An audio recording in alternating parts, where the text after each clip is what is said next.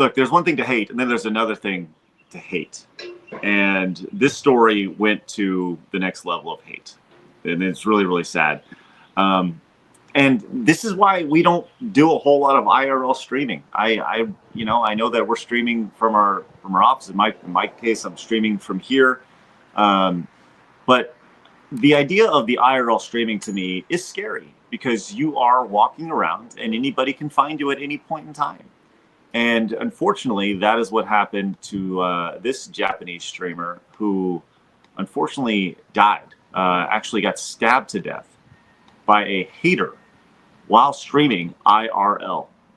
Now, there's kind of some mixed reports here. Just as a Japanese streamer was stabbed multiple times while IRL streaming to over 6,000 people in Tokyo. So not only did it affect her, now she's dead, but over 6,000 people watched her murdered live. Excuse me. It says at 11. Blabs, go ahead and read that real quick while I talk.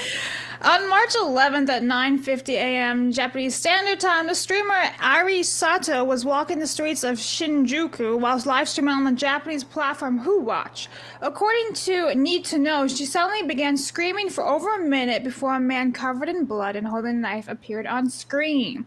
"Are you dead yet?" asked the alleged attacker, described as a hater or anti-fan in Japanese media. Okay, I don't mean to laugh, but okay. He stabbed her to death, described as a hater. Like, I think maybe we've gone a step further at that point. Well, no, because there's the parasocial relationships are extremely weird, and I've been talking about this for like over a year now. This man supposedly, from another thing I was reading, was donated a lot of money to her, and apparently being creepy. Now, this is all allegedly. We don't know, so speculation, rumor, please. Grain of salt, but apparently he donated so much money to her, but was being really creepy that she apparently blocked him, and that's why he came after her. Yep. Because he was very upset. Now we don't know if this is 100% confirmed yet, but these kind of scenarios happen quite often, honestly, with the internet, and this is why I'm very much like parasocial relationships are a huge deal, and people need to talk about them, and I don't know why we are saying, no, women will be fine or the men will be fine on the internet. It's like, no, this stuff really does happen. There are crazy people out there. We should be talking about this. Well, go and continue this, Blabs, because I 100% agree with you, but there's more details to this story here written. The broadcast continued with all this going on, with fans eagerly concerned about the well-being of the woman, even as emergency sirens roared over the black screen. According to police, the suspect said he wanted his money back, leading to speculation that he may have been a viewer who donated money to her stream, said journalist Jeffrey Hall. Very sad. Then it says the suspect, a man in his 40s, identified as, I don't even give a fuck, his piece of shit, told police that he didn't mean to kill her. See, like parasocial relationship. But he didn't mean it. What? He stabbed her. Seriously, Takano reportedly visited a restaurant. What? I have a hard time saying I didn't mean to kill her when he asks, "Are you dead yet?" Exactly. Yeah. You know. I didn't mean to stab you. Stab. Yeah, yes. In the head, the neck, the chest, whatever. Like, multiple really important vital areas. Takano reportedly visited a restaurant where Sato worked since August of 2022 after watching her broadcast and had sent her money. "I managed to raise funds with my savings and consumer loans and lent Sato more than 2 million yen, approximately 13,500 USD. God. For living and other expenses. I made up my mind to attack her as she wouldn't give my money back." Well, I mean, if he's donating to her, technically speaking, she doesn't have to, and this is where the parasocial shit comes in. Yeah, don't take up loans to donate to streamers. No. For obvious reasons. No. Look, and this should go without saying. We've mentioned this a million times. You guys always 100% take care of yourself. If you find value in what we're doing and you can support us, awesome. If you find value in the show, awesome. If you think what we're doing is has value to you and brings value to culture and your life, awesome. But always take care of yourself first, right? Mm-hmm. This is obviously, there's a much larger issue here, Blabs, that you're talking about. But the idea that this guy went after and he stabbed her in her neck, in her head, in her abdomen, Like these are all places that have very, obviously neck. You got your Vital. major arteries there. It's like this is incredibly sad to say the least. And there's condolences and all this stuff, and that they're reviewing the last few minutes of the broadcast for clues and are analyzing for evidence and stuff. But this is not the first time this has happened. According to this article, we've seen other YouTubers punched and stuff, but live stream stabbings have happened before.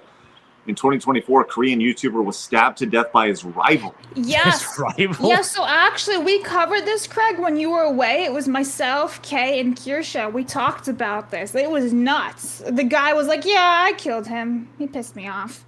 It was wild. Listen, I had a competing YouTube channel. I needed to take care of. Like, honestly, that's basically what it amounted to. Oh my gosh. And this guy, a Chinese streamer, had his hand cut off when a man suddenly began attacking him with a sword. Like, what are we doing here? What are we doing? There's obviously larger issues here, and this is one of those things that this is a societal issue. It's clearly a health issue, a mental health issue. You mentioned the parasocial relationships, Blabs. I mean, look, I'm going to be very clear. I think there are times where people say things about Blabs or say things about me that totally should not be said, totally should cross the line, that are unacceptable. And I hope that we have enough people in our community that, and people who watch us on a day-to-day basis, that are just, we use the term normal men because you're not fucking psycho, right? You're not willing to cross a line. You can go up and give a nice firm handshake and say, hey, I appreciate what you do, without being freaking weird about it, And unfortunately, this is, like just doing any sort of meet and greet. I've seen this personally with women I've had on staff, where there is the creepy guy who feels like there is some sort of bond with that woman in particular. Look, I'm not saying I couldn't handle myself. I feel like I could, but but I worry. I've always worried about women I've worked with, and anytime there's any sort of meet and greet and such. But I've seen this in the last couple of years, where I've seen meet and greets and people walk up and they more or less linger and they kind of stalk and they whatever. It's like, get up, say hello, tell them how much you appreciate it, and then appreciate what they do or whatever, or hey, I like what you did or whatever, and then move on. You don't need to fucking stab someone to get your money. How are you going to get your money back? Like, how are you going to get your money back? You fucking idiot. I hope it was worth it to that guy, And the reality is that it wasn't, because someone's dead, and all they were doing is just sharing their life. I've done IRL streams in the past. I don't have a whole lot of interest in doing IRL streams now, mainly because people are unhinged. And I don't think this is me becoming California guy, or I'm sorry, Canada guy, freaked out about traveling, because when you do an IRL stream, you're literally sharing your location. People can find it easy. Hey, I'm right here. So people go, right there. Look at that show Speed. Right. Great example. Yeah. He gets mobbed basically, and I mean he loves the attention, but still, it can be very dangerous. Yeah. Arch, have you ever? I mean, I don't know. I'd just love to hear your overall thoughts on this. Every convention I've been at, which has only been a couple, everyone's been totally nice and lovely. Never had a problem. But the parasocial relationship is a thing, and this is just human psychology. It's how we act. Like, we've done studies on this. And what's remarkable is people connect more closely to us, like streaming personalities, than they do to movie stars or the old radio stars or anything. Like, we are the closest connection on the parasocial link, to the point where they've actually found out that feeling betrayed by a YouTuber is equivalent to or worse than the sensation of being betrayed by a close family member. So it is strong stuff. Listen, I have felt that, because there are people who grew up watching me. Remember, I've been doing this for 19 years, right? Uh-huh. There are people who started watching me when they were 10, right? And they're 30 with kids now, right? And they felt like they knew me or whatever. And the reality is that I've been the same person the entire time, right? But they felt like they had some sort of idea of who I was. And because I don't agree with them ideologically or for whatever reason, or that I know that a male's a male and a girl's a girl, I have become this horrible person, right? So this is something that people online, they make threats at me all the time. There's this psycho who takes pictures of like my wife and kids off her Facebook page and pretends to be her and stuff. Like, this is like weird shit. And these people have nothing better to do, but they feel like they've been betrayed by me, to further your point, where it's like I've done nothing to them. So it is scary, and there's been multiple times where I've been like, oh, maybe I just won't, maybe we're done. I'm not talking about side scrollers, just before side scrollers, but like, with all due respect to literally everybody, my family and my life is more important than anything, right?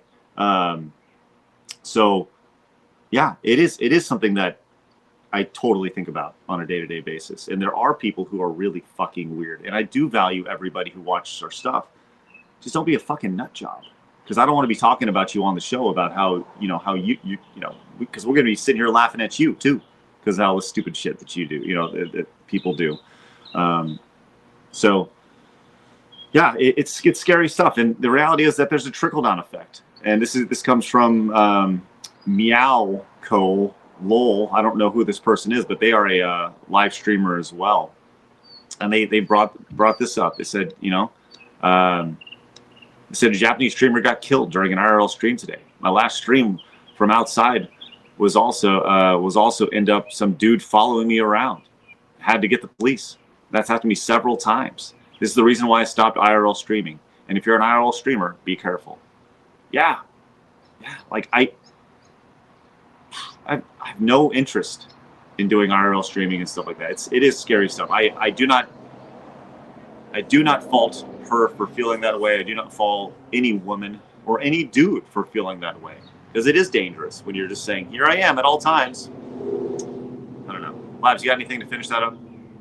Yeah, I would just say even people in this own sphere are kind of like throwing this out the window for over a year now. So I would just say people need to actually pay attention to this stuff, because it will only get worse with the internet, AI, all this stuff. Yeah, guards up, basically.